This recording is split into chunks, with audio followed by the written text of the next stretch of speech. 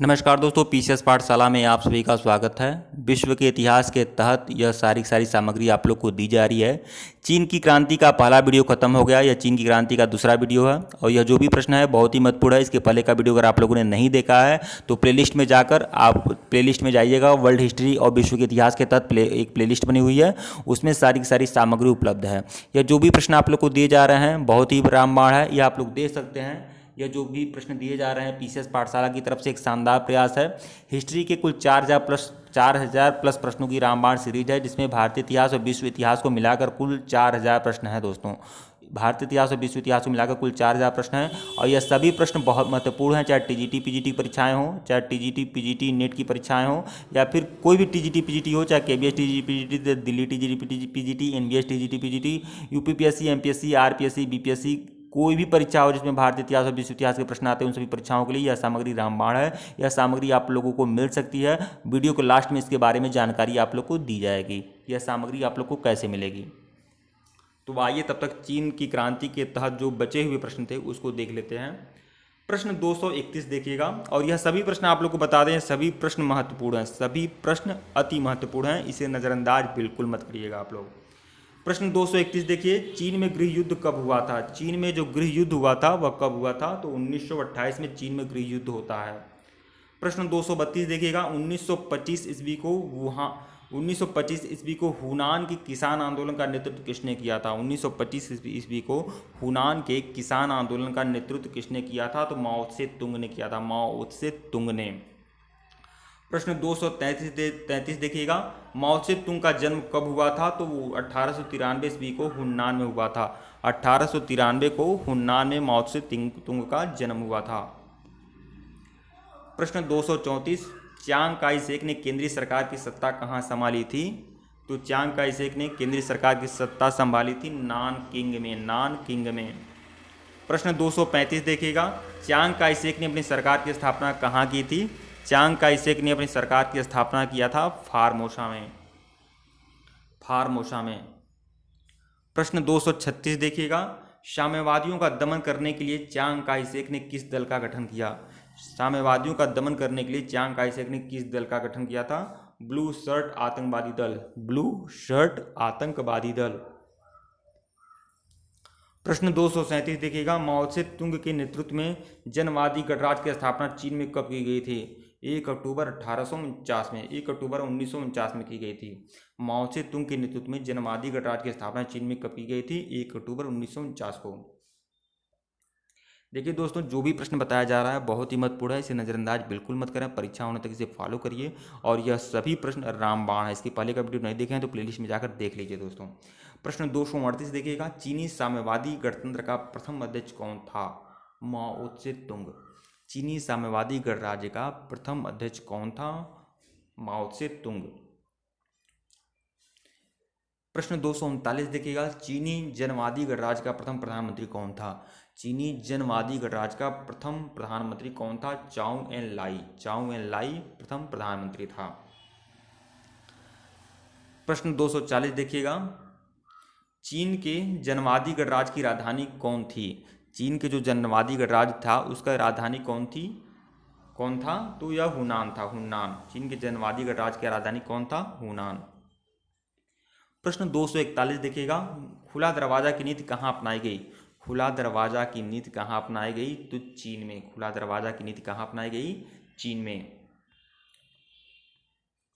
यह तो रिपीट हो गया है। प्रश्न 242 देखिएगा, चीन का दरवाजा खोलने का श्रेय किसे दिया जाता है? चीन का दरवाजा खोलने का श्रेय किसे दिया जाता है? तो ग्रेट ब्रिटेन को।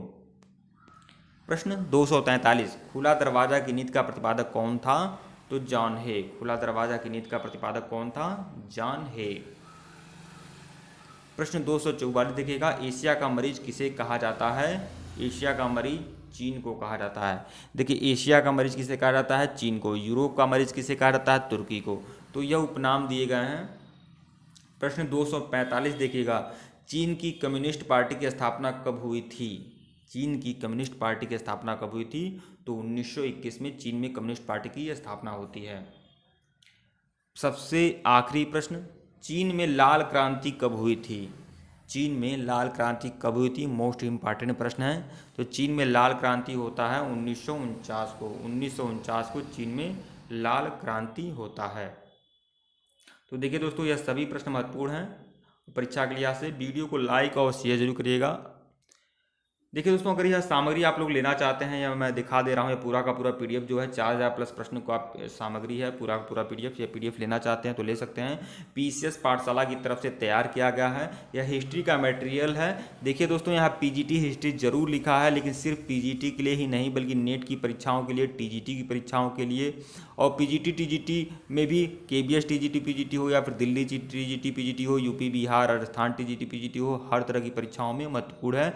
यह UPPSC, MPSC, RPSC, BPSC, SSC, bank सबके लिए महत्वपूर्ण है। हर एक दूसरी परीक्षा के लिए महत्वपूर्ण है, जिसमें विश्व इतिहास और भारतीय इतिहास संबंधी प्रश्न आते हैं। यहाँ तक कि जो विभिन्न उच्च शिक्षण संस्थान हैं, उनकी एंट्रेंस के लिए भी यह बहुत ही रामबाण साबित होगा आप सभी के लिए।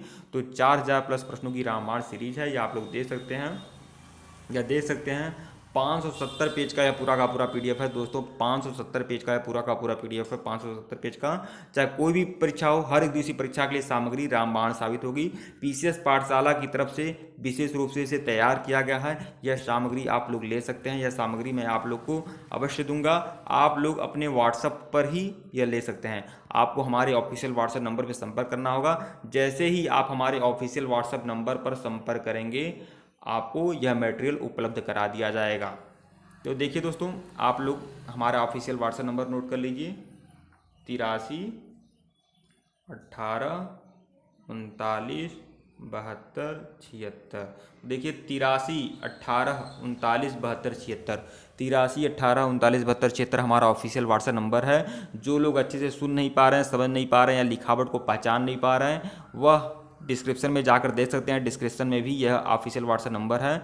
आप लोग संपर्क करेंगे, जैसे ही संपर्क करेंगे यह मटेरियल आप लोग को उपलब्ध करा दिया जाएगा। लेकिन आप लोग की जानकारी के लिए बता दें, हमारा ऑफिशियल व्हाट्सएप नंबर और फ़ोनपे नंबर दोनों एक समान है, दोनों एक ही है। इसके लिए आपको पेमेंट करना होगा ओनली 400 का, ओनली 400 आपको पेमेंट करने होंगे। जैसे ही 400 पेमेंट करके स्क्रीनशॉट आप हमारे ऑफिशियल व्हाट्सएप नंबर भेजेंगे, यह मटेरियल आप लोग को उपलब्ध हो जाएगा। चाहे फ़ोनपे के माध्यम से करिए, चाहे गूगल पे से करिए, जिस तरह से भी पेमेंट करना चाहें। वैसे तो यह फ़ोनपे नंबर है, जिस तरह से पेमेंट करना चाहें कर सकते हैं। और जैसे ही पेमेंट करके स्क्रीनशॉट भेजेंगे, यह मटेरियल आप लोग को उपलब्ध करा दिया जाएगा। जो लोग फ़ोनपे या फिर किसी प्रकार की असुविधा हो रही है, ऑनलाइन ट्रांजेक्शन किसी प्रकार कोई असुविधा हो रही है, अगर वह अकाउंट नंबर चाहते हैं तो अकाउंट नंबर भी उनको मिल जाएगा। वो हमारे ऑफिशियल व्हाट्सएप नंबर पर आज आ जाएंगे, तो उनको अकाउंट नंबर भी उपलब्ध करा दिया जाएगा, जिससे वो भी पेमेंट कर पाएंगे और इस सुविधा का लाभ ले पाएंगे। देखिए दोस्तों, सीटेट 2020 का भी संपूर्ण सारगर्भित रामबाण मटेरियल उपलब्ध है। सीटेट 2020 चाहे प्राइमरी हो चाहे जूनियर हो, सबका संपूर्ण सारगर्भित रामबाण मटेरियल उपलब्ध है, चाहे कला वर्ग हो चाहे विज्ञान वर्ग हो। तो सीटेट का भी मटेरियल उपलब्ध है। अगर सीटेट के लिए भी चाहेंगे तो सीटेट के लिए भी संपर्क कर सकते हैं। और सीटेट का मटेरियल इतना रामबाण है कि अगर आप लोग उस पर फोकस करते हैं, उसको अच्छे से फॉलो करते हैं, परीक्षा होने तक हमारे सीटेट 2020 का संपूर्ण सारगर्भित रामबाण मटेरियल को फॉलो करते हैं, तो आपका सीटेट बिल्कुल निकलेगा, क्लियर होगा आपका सीटेट, क्योंकि जो मटेरियल होगा वह बहुत ही रामबाण होगा। तो आप लोग संपर्क कर सकते हैं। वीडियो को लाइक और शेयर जरूर करिएगा। धन्यवाद आप लोग को।